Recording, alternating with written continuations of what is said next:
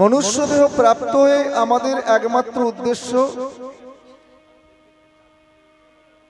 সৎসঙ্গে সাধু সঙ্গে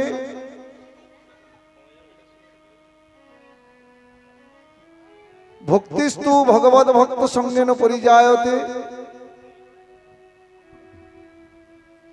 ভক্তির পথে অবলম্বন করে ভগবানকে জানা এবং তাকে পাওয়া। তাঁর শ্রী চরণ কমল প্রান্তে এই দেবদুর্লভ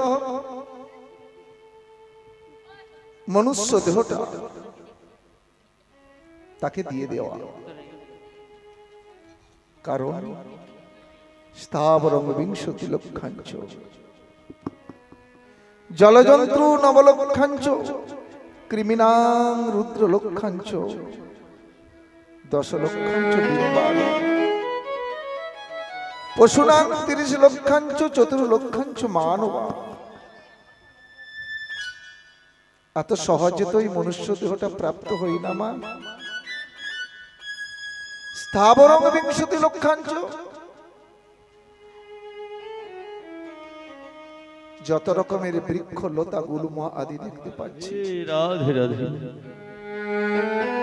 সবে বৃক্ষ আদি লতা গুল্ম আমাকে হতে হয়েছে। বৃক্ষ জন্মের শেষ জন্ম হলো এই তুলসী বৃক্ষ। যেদিন আমি এই তুলসী বৃক্ষে জন্মগ্রহণ করলাম, 20 লক্ষ রকমের বৃক্ষ, 20 লক্ষ রকমের বৃক্ষ। এই বৃক্ষ জন্মের শেষ জন্ম হলো এই তুলসী বৃক্ষ। যেদিন জন্মগ্রহণ করলাম সেদিনও আমাদের মুক্তি হলো না। মুক্তি হলো তখন এই তুলসী পত্র চন্দন মিশ্রিত হয়ে যেদিন আমার গোবিন্দ সেবায় গেল। গোবিন্দ হে, যেদিন এই সচন্দনে তুলসী গোবিন্দ চরণে অর্পিত হলো, সেদিন স্থাবর জঙ্গম তোমার চরণে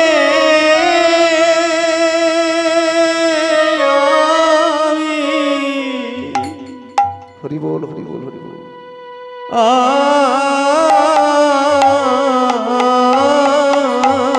আমি হরি কি দেব বলি আমারে বলিতে কিছু কিছু নাই হে দয়াল, বলি আমারে বলিতে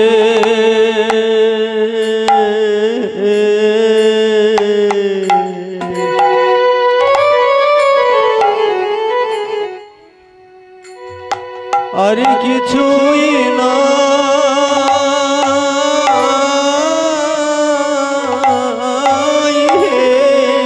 দয়া।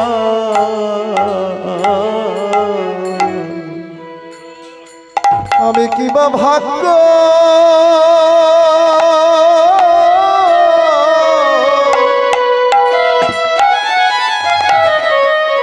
কিবা ভাগ্য করেছিলাম,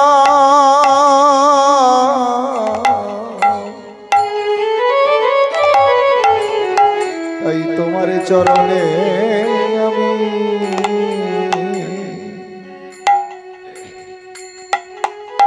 আমি অর্পিত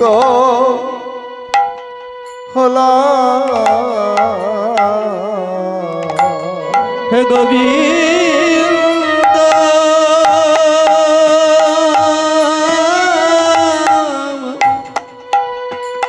হে গোবিন্দ,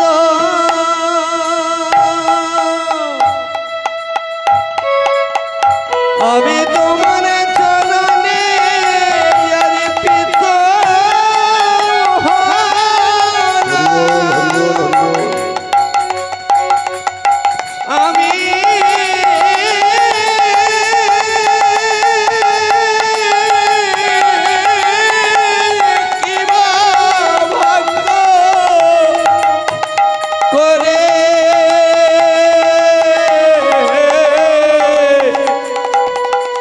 আমি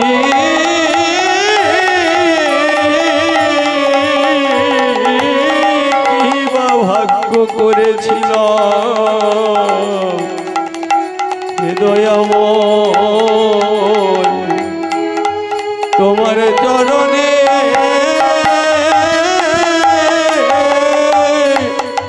আশ্রয় পেলাম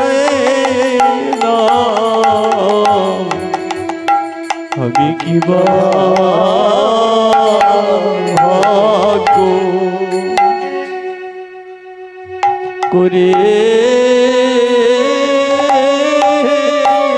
করেছিলাম হে বৃক্ষ জনমের সমাপ্তি হল।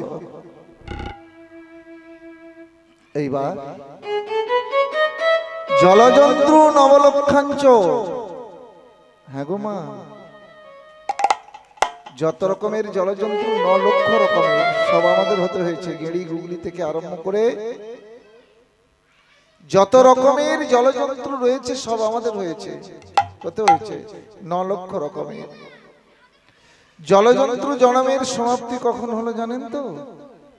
যখন আমরা শঙ্খ রূপে জন্মগ্রহণ করলাম। শঙ্খ জলে নাকি জলচর, কিন্তু তাহলেই হবে না। যেদিন ওই শঙ্খ ভগবানের সেবায় বেজে উঠল, কেউ বাদন করলো, সেদিন ওই জলজন্তু জন্মের সমাপ্তি হলো।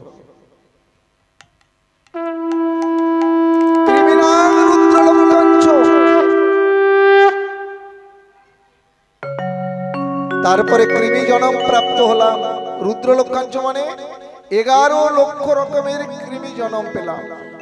11 লক্ষ রকমের কৃমি। তার মধ্যে কৃমি জন্মের সমাপ্তি কবে?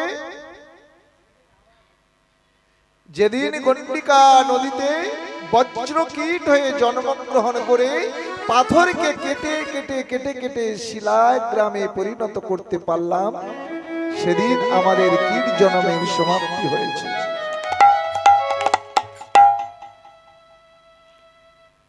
তারপরে গেলাম 10 লক্ষাঞ্চ ডিম্বাণু। যত রকমের ডিম আছে, কত রকমের? 10 লক্ষ রকমের। তার মধ্যে যেদিন ময়ূরের ডিম হয়ে জন্মগ্রহণ করলাম, সেদিন আমাদের ডিম্ব জন্মের সমাপ্তি হলো।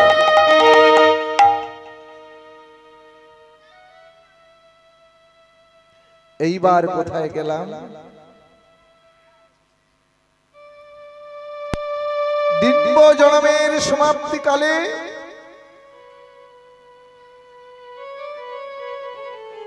পশুনাং 30 লক্ষাঞ্চ। 30 লক্ষ রকমের পশু। পশু জন্মের শেষ জন্ম গাভী মাতা। যেদিন আমরা গাভী মাতা হয়ে জন্মগ্রহণ করলাম না, তাতেও মুক্তি নয়। সেই গাভী মাতার দুগ্ধ যেদিন গোবিন্দ সেবায় লাগলো, সেদিন আমাদের গাভী জন্ম অর্থাৎ পশু জন্মের সমাপ্তি হলো। তাই মা, গাভী মাতার দুগ্ধ প্রথমে গোবিন্দ সেবায় দিতে হয়।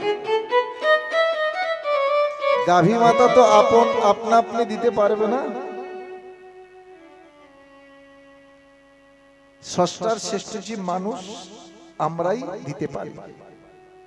তাই জন্য আপনারা জানবেন মা, গাভী মাতা প্রসব হওয়ার পরে আমাদের ওই দিকের ঘটনাটা যতটা জানি, 1 মাস অন্তত বাড়ির কোনো একজন, বিশেষ করে মা, সেই দুগ্ধ পান করে না। কেন না? গ্রাম্য সমস্ত দেবদেবীকে দেওয়ার পরে, আহা কি সিস্টেম দেখুন, সমস্ত দেবদেবীকে দেয়া হয়, দেওয়ার পরে সেই মা দুগ্ধ পান করে। কেন? যদি না দেয়া হয়, নিভৃতে নীরবে গাভী মাতা কান্না করে।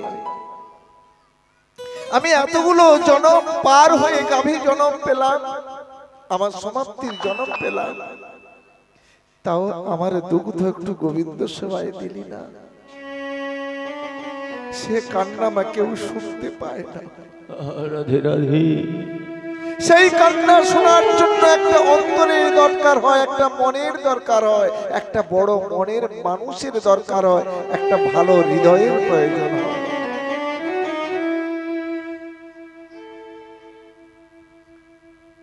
তারপরে কোথায় এলাম জানো তো? তারপরে মনুষ্যকুলে এলাম। ৮০ লক্ষ জনই হলো, তারপরে মনুষ্যকুলে এলাম। এই মানুষেরও আবার কোয়ালিটি আছে, মানে প্রকার আছে। কত রকমের?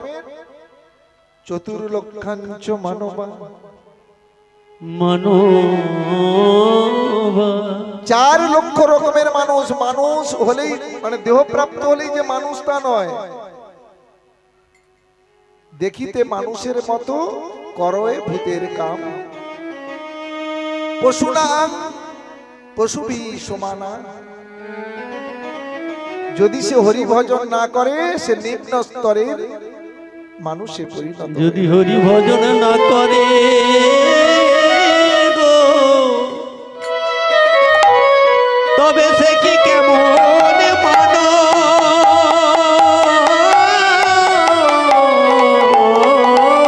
রে? মনুষ্য জন্ম লইয়া কেন ভবে আইলি?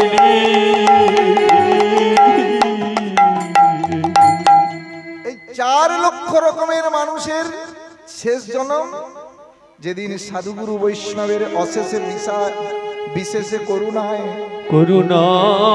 ভূষিত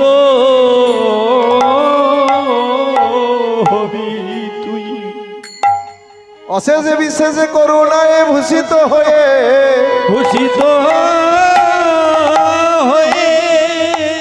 যেদিন আমার রাধা মাধবের চরণে কমলে, রাধা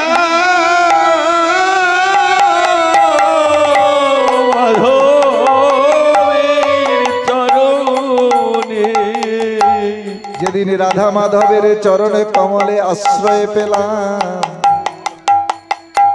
বলি সেদিনই আমার মানব জন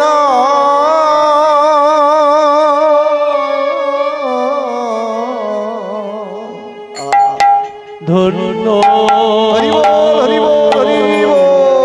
হলো। সেদিনই আমার মানব জন ধন্য হলো। বলি ভব পারে রাধে ভৈরা আমার মানব জনম ধন্য হলো। বলি যেদিন ভাব পারে ভয় রাবে না, আমার মানব জনম ধন্য হলো। সেদিন পরমানন্দে উদয় হবে। বলি মানব জন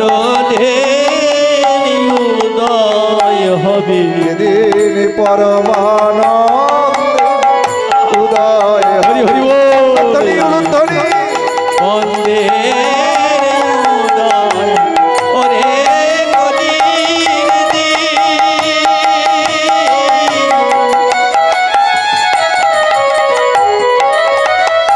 একবার ভাবে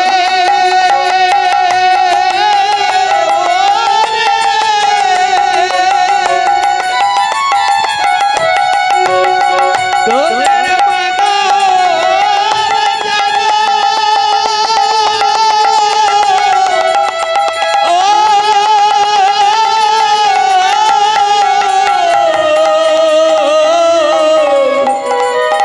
যেদিন মানব জনম ধন্য হবে, সেই দিন তোর সাধের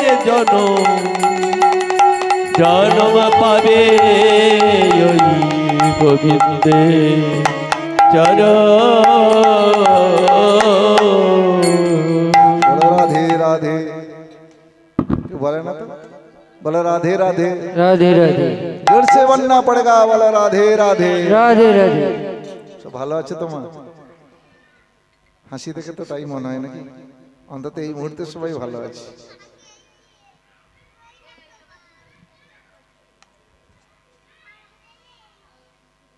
স্বয়ং ভগবান, পূর্ণ ভগবান, পূর্ণতর পূর্ণতম, এবং ভগবানের অশেষ বিশেষ অংশ রয়েছে। অংশাবতার, যুগবতার, মন্ননাবতার, গুণাবতার, এত এত অবতার রয়েছে। তো আমরা যদি সৃষ্টি তত্ত্বে যাই, স্বয়ং গর্ভোদকশায়ী বিষ্ণুর নাভি পদ্ম হতে সমুৎপাটিত সৃষ্টিকর্তা ব্রহ্মা। ব্রহ্মা ইচ্ছা করলেন, তাই ব্রহ্মার ইচ্ছা অনুযায়ী ব্রহ্মা দক্ষিণ অঙ্গ হইতে একটা পুরুষ দেহ এবং বাম অঙ্গ হইতে একটি নারী দেহ সৃষ্টি করলেন। আর ব্রহ্মার ইচ্ছা অনুযায়ী সেই পুরুষটির নাম দিলেন স্বয়ম্ভূমনু, আর নারীটির নাম দিলেন শতরূপা। সেই স্বয়ম্ভূমনু এবং শতরূপার শুভ পরিণয় সুসম্পন্ন হল, তার মানে বিবাহ হল। শতরূপার গর্ভে স্বয়ম্ভূমনুর ঔরসে তিনটি কন্যা সন্তান আকুতি, দেবতী, প্রসূতি এবং দুটি পুত্র সন্তান। এক হলো উত্থানপাদ আর দুই হলো প্রিয়ব্রত।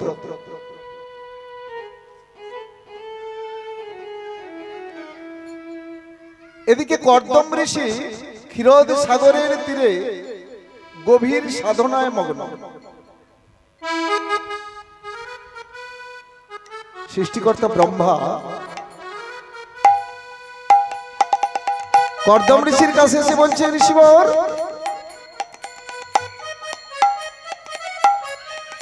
আপনার সাধনায় আমি অত্যন্ত প্রসন্ন হয়েছি।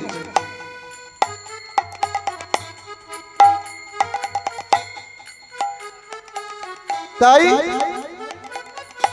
আপনাকে আমি বর দিতে চাই। আপনি কি বর চান? সৃষ্টিকর্তা ব্রহ্মা বললেন, আমি বিষ্ণু কর্তৃক আদেশ প্রাপ্ত হয়েছি, আমি প্রজা সৃষ্টি করি। কিন্তু আমি প্রজা সৃষ্টি কিভাবে করব? আমি তো বিবাহ করি না।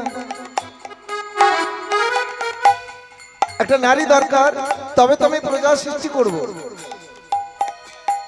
ব্রহ্মা বললেন, অচিরেই ভগবান বিষ্ণু তোমার নিকট উপস্থিত হবে, তিনি তোমার এই সমস্যার সমাধান করে দেবে। ব্রহ্মা চলে গেলেন। আবার ক্ষীরোদ সাগরের তীরে কর্দম ঋষি গভীর সাধনায় মগ্ন হলেন। এমন সময় ভগবান বিষ্ণু এলেন। ঋষিবর, নয়ন মেলে দেখো, আমি তোমার কাছে এসেছি। নয়ন উন্মিলন করে দেখলেন শঙ্খ চক্র গদা পদ্মধারী স্বয়ং বিষ্ণু। শোনো শোনো ঋষিবর,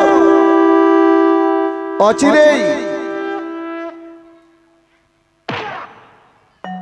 স্বয়ম্ভূমনু এবং শতরূপার তিনটি কন্যার মধ্যে একটি কন্যা দেবহূতি, যিনি সুশীলা, সুন্দরী, সত্য যৌবনা এবং সর্বাঙ্গ সুন্দর,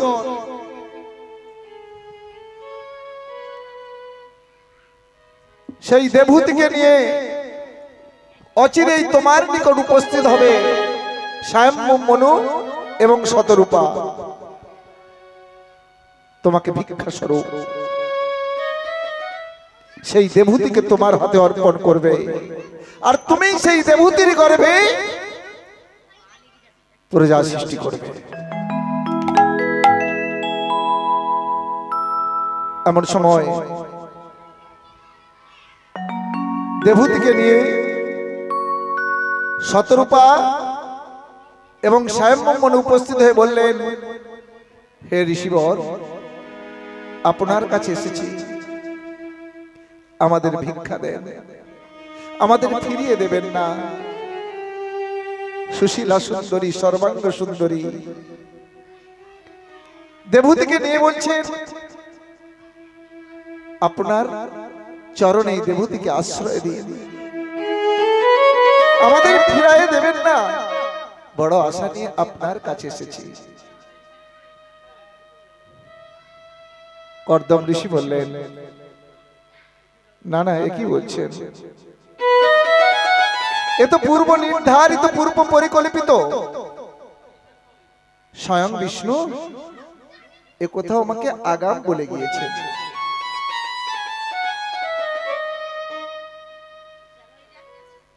দেবহূতিকে বললেন,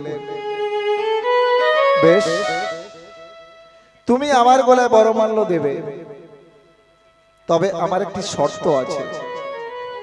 কি শর্ত? তোমার গর্ভে সন্তান আদি উৎপাদনকালে আমি গৃহাশ্রম ছেড়ে সন্ন্যাস আশ্রমে চলে যাব। বলো রাধে রাধে। দেবহূতি বললেন, তাই হবে প্রভু। দেবহূতি বললেন কি, সেই বরমাল্যটা নিয়ে কর্দম ঋষির গলায় পরিয়ে দিলেন। দেবহূতির গর্ভে একটি একটি করে 9টি কন্যা সন্তান জন্ম দিলেন। কর্দম ঋষি বললেন, দেবহূতি, আমার শর্তের কথা মনে আছে তো? এইবার আমি এই গৃহাশ্রম ত্যাগ করে সন্ন্যাস আশ্রম নেব। সন্ন্যাসের জন্য প্রস্তুত হচ্ছেন। এমন সময় দেবহূতি করজোড়ে স্বামীকে বললেন, প্রভু, আপনি যদি সন্ন্যাস নিয়ে চলে যান, তাহলে আপনার এই 9 সন্তানকে, কন্যাকে সৎপাত্রে প্রদান কে করবে? তাছাড়া স্বামী গো, আমি তোমার মতো স্বামী পেয়েও সংসারের কাজে এত ব্যস্ত ছিলাম, জন্ম মৃত্যুর রহস্য তো আমার জানা হয় না। আমার কিসে মুক্তি হবে, মনুষ্য দেহ প্রাপ্ত হয়ে কিসে আমার মঙ্গল হবে, সে কথা তো আমার জানা হয় না। আপনি যদি সন্ন্যাস হয়ে চলে যান, সেটা তো আমার জানাও হবে না। মনে পড়ে গেল কর্দম ঋষির পূর্বস্মৃতি। ভগবান বিষ্ণু বলেছিলেন, শোনো ঋষিবর, তোমার বীর্যে শতরূপার গর্ভে স্বয়ং আমি অংশ কলা হয়ে কপিল দেব হয়ে জন্মগ্রহণ করব। দেবহূতি নন্দন কপিল দেব হয়ে আমি তোমার স্ত্রী দেবহূতিকে উদ্ধার করব এবং আমি উপদেশ দেব। সেই উপদেশামৃতের নাম হবে সাংখ্য দর্শন। সেটি মনে পড়ে গেল কর্দম ঋষি। সন্ন্যাস নিলেন না, কিছুদিন সংসারে অপেক্ষা করলেন। দেবহূতির গর্ভে সেই ভগবান অংশকলা রূপে ভগবান কপিল দেব হয়ে জন্মগ্রহণ করলেন।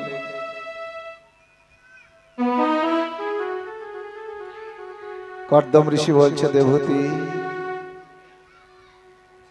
এইবার তুমি আমাকে ছুটি দাও, এইবার তুমি আমাকে সন্ন্যাস গ্রহণের অনুমতি দাও,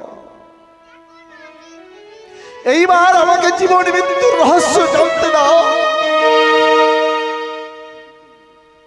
আমি ধন্য, তোমার গর্ব ধন্য, তোমার গর্ভে যে এসেছে সাক্ষাৎ ভগবান, তোমার পুত্র রূপে জন্মগ্রহণ করেছে। এই পুত্র রূপী ভগবান তোমাকে উপদেশামৃত দেবে।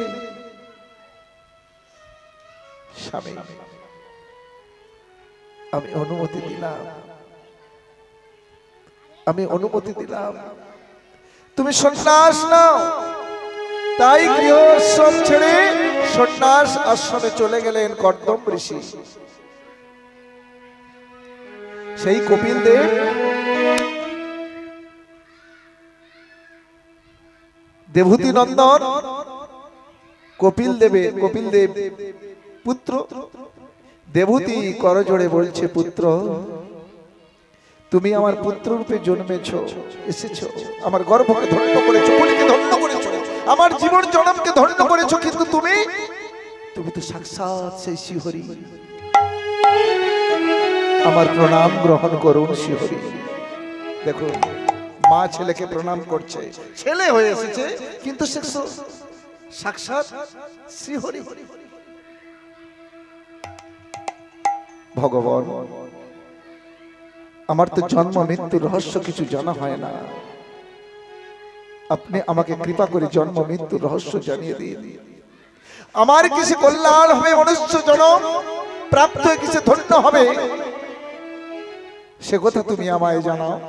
সেই দেবহূতি নন্দন কপিল দেব তখন এই সাংখ্য দর্শন যে উপদেশামৃত প্রদান করলেন, তার নাম হলো সাংখ্য দর্শন। তুমি সর্বে সরেশ্বর ব্রজেন্দ্র নন্দ, তুমি সর্বে সরেশ্বর ব্রজেন্দ্র কুমার, তুমি সর্বে সরেশ্বর ব্রজেন্দ্র নন্দ, তুমি সর্বেশ্বরেশ্বর ব্রজেন্দ্র কুমার। তোমার ইচ্ছায় এই বিশ্বে সৃজন সংহার, তোমার ইচ্ছা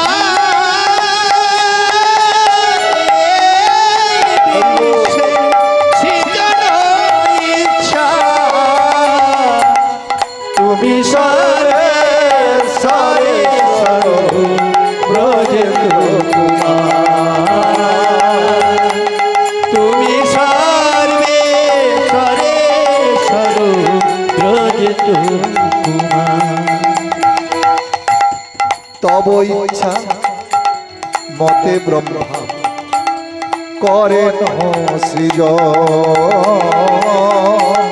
তব ইচ্ছা মতে ব্রহ্মা করেন সিংহ, আরে তব ইচ্ছা মত ব্রহ্মা করেন সৃজন, তব ইচ্ছা মতে ব্রহ্মা করেন সৃজন, তব ইচ্ছা মত বিষ্ণু করেন পালন,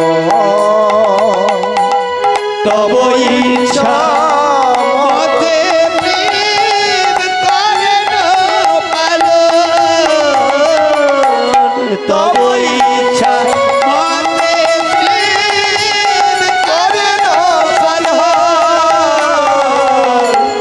তব ইচ্ছা মত মায়া সৃজে কারাগার,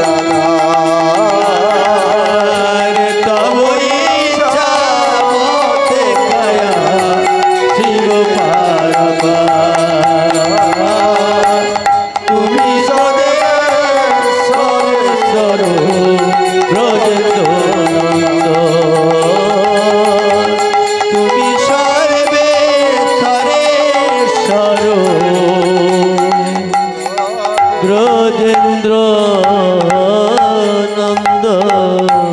জয় জয় ব্রজরাজ নন্দন ভগবান শ্রীকৃষ্ণচন্দ্র কি।